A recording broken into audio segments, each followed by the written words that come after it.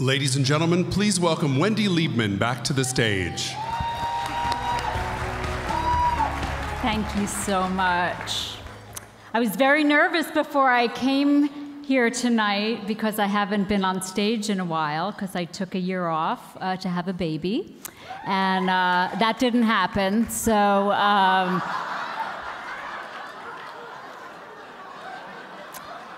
just a little joke before I started. Okay. Well, our next award goes to the world's most famous germaphobe, actor, writer, and comedian, Howie Mandel.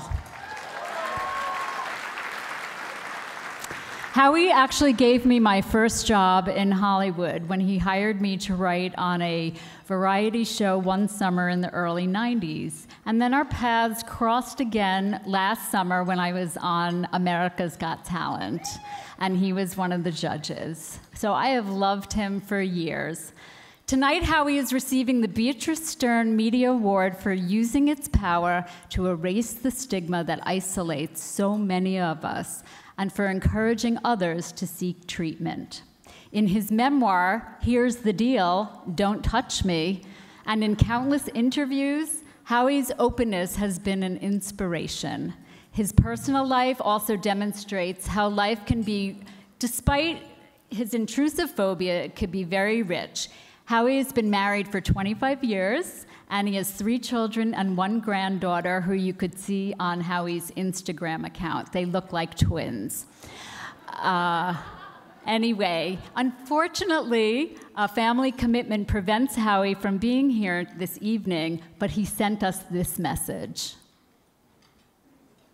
First of all, I want to say thank you so much to Didi Hirsch for honoring me with this Beatrice Stern Media Award. It is, and I'm truly honored, and I'm thrilled to accept it. I'm upset that I'm not there. I'm on the set of America's Got Talent, and a couple of other things came up. I wish I could be there, but I'm also somewhat stymied by the fact that I'm even deserving of an award. Mental health affects each and every one of us, and you don't have to have, you know, a diagnosable issue. You just have to be human. And the power of Didi and the power of what you're doing there tonight and the power of just being able to talk about it is changing the world. So I'm honored that, you know, you're giving me an award and recognizing me for this, but I don't deserve an award. I just deserve a place to speak, a place to talk, and that's what we all got to do. We just got to speak about it. So I thank you. I thank Didi, I thank everybody there, and let's continue this fight to just remove the stigma. And you know what? It's not crazy, it's not mental, it's just human. Thank you for allowing me to be a human. Bravo!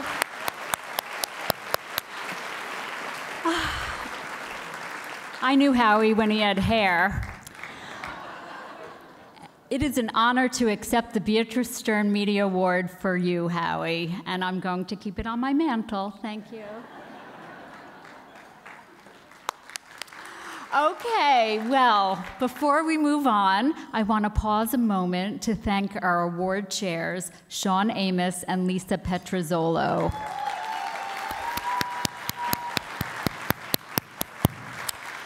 Our leadership co-chairs, Nancy and Miles Rubin, Dr. Charlotte and Jeremy Fletcher, Jamie and Klaus Heidegger, Gail and Warren Lieberfarb, and Merle and Peter Mullen. And a very special shout out to Didi Hirsch's extended family. There are at least 12 of you here tonight. Could you please all rise?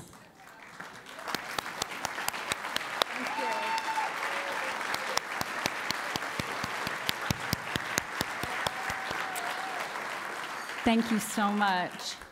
Now I get to introduce Didi Hirsch's CEO, Dr. Keita Curry.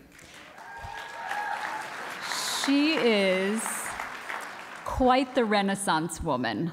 When she was 11, she measured the circumference of the Earth. She says there's an easier way than walking around the world with a measuring tape. NAMI Urban Los Angeles honored her for erasing the stigma. She has a trophy for getting the highest score in a golf tournament. I know. And she's an award-winning poet. I guess I should also mention that Didi Hirsch's budget has grown from $17 million to $45 million under her leadership. So please, let's welcome Didi Hirsch's fearless leader, Dr. Keita Curry.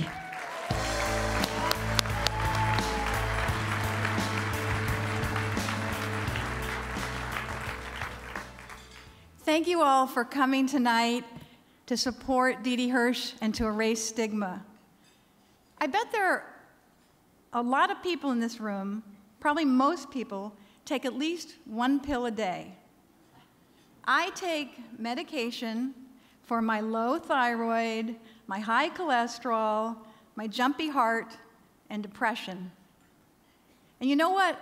Even though I've had depression and had suicidal depression at the age of 15, that was the medicine that I started taking last.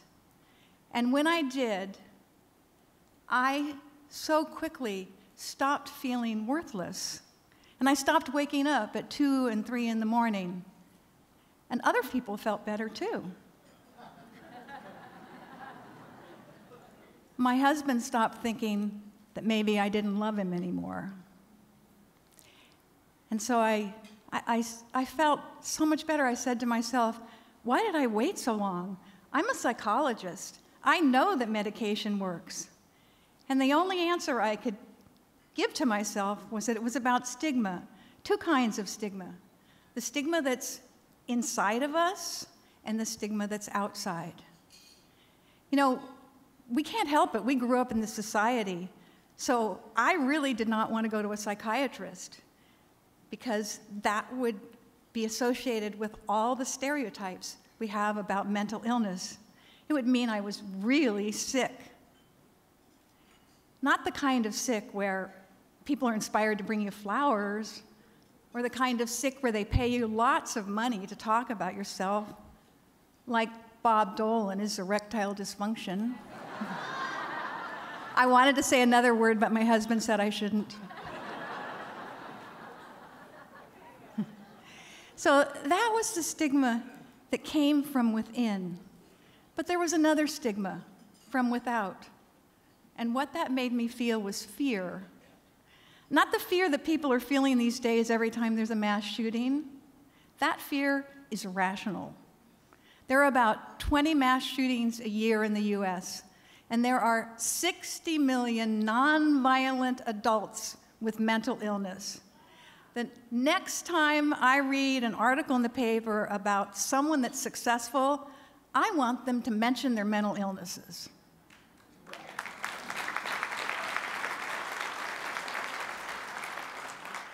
But that's not the fear that was bothering me. It was the fear of the outside world, the fear of the discrimination that I might experience if I started talking about my illness. And that fear is real, it is rational. In a Kaiser Foundation study, over 50% of the people said they would not be comfortable working with someone with a serious mental illness. Really? The workforce would be seriously depleted if they took us all out. And, you know, I still remember the 1972 McGovern campaign when Thomas Eagleton was on the running ballot with McGovern until it came out that he had shock, electroshock, for his depression. And my sister-in-law couldn't get insurance because she had a history of taking antidepressants. Now that's changed now because with the Affordable Care Act, you're not allowed to discriminate against people that have pre-existing conditions. But there still is so much discrimination. And so those people who said, those 50% that said they wouldn't be comfortable working with someone who had a mental illness, they were being honest. Just today, those of you that drive around with NPR on in your car probably heard the RAND study that came out. They surveyed people that experienced mild or serious psychological distress, and they asked them what their experience was with discrimination. 81% said that they had been discriminated against by family members or at work or in school or with the police or with the healthcare professions. But you know, it's not all bad, because 81% of them said they had a plan to take good care of themselves. And 70% said they felt satisfied with their lives. Maybe some more of the other people should get some therapy. And the other thing is that even in that study, where people didn't want to work with people that had mental illness, it was better than the study before. There were more people that felt accepting, and young people were the most accepting of all. And they are our future. Look at our honorees tonight. 3 of them are in their 20s.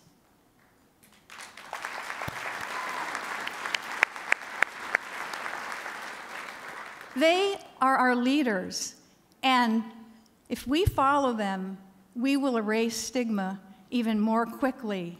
So let's live like Walt Whitman. I sing of myself, and not an inch nor a particle of an inch is vile. Thank you.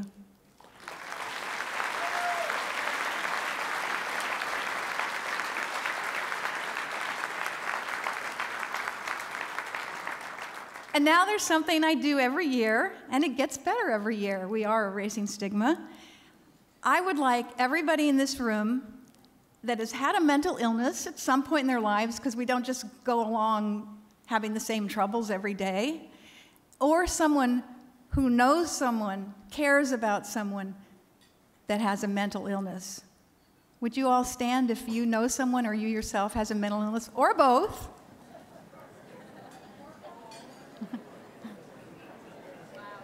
Wow. Wow, look around. Thank you all.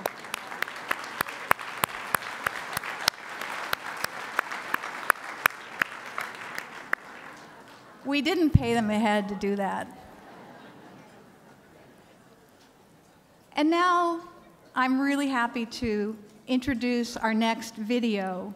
Tonight you'll be seeing 4. You met Tiffany earlier, and now you're going to meet David, who was recently honored by the West Side Hunger and Shelter Coalition. Let's take a look.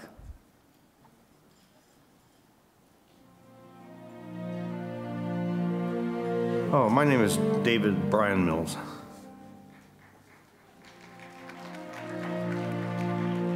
My family divorced when I was very young, and my mom felt that she was like emotionally unstable, and I never graduated high school because I was in a boys' home until I was 18. I started to actually get a lot of work on boats, so I became more or less a boat painter. With the drinking and the partying, it started to consume my life quite a bit. So eventually I was pretty much left to myself. I never really completely got the idea to support myself, and I lived for a year between the Oxford Basin and it was a county parking lot. I had camped there for a year, but during that time, through all this, I had broken my leg in 2 places, and I was homeless in a wheelchair. I kind of, in myself, I knew I did have a problem, but it was like I really didn't give a damn about life anymore. I had some friends in the area that did care about me, and one of them, I say, was a bus driver, Red, in Culver City. Red could tell I was in bad shape. So one day, I just remember thinking, oh, screw it, you know, I'm just gonna, you know, roll out into the street. And that's when Red picked me up because she happened to be driving. And she goes, you need help, and I'm gonna take you to a place that's gonna get you the help you need.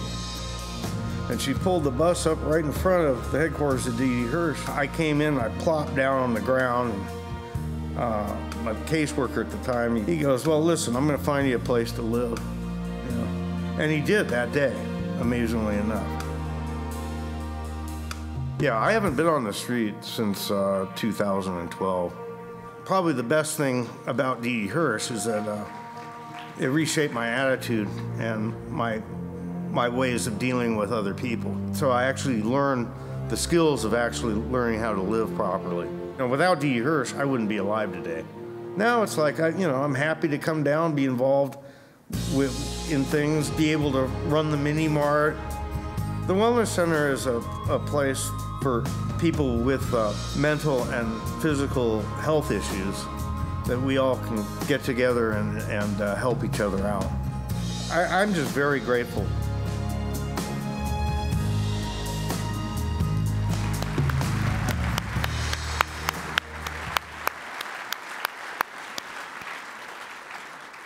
How important a helping hand can be. You know, none of us have met Red except David, but we tracked her down and talked to her on the phone. And this is what she said. He was down, really down, bad. He was down bad on his luck. And I said, get you some help. I said, go to Didi Hirsch. A lot of people that go there use my bus. They can help you. God uses me on the boulevard. And I am very proud to say that Red is here with us tonight. Red and David, would you both stand?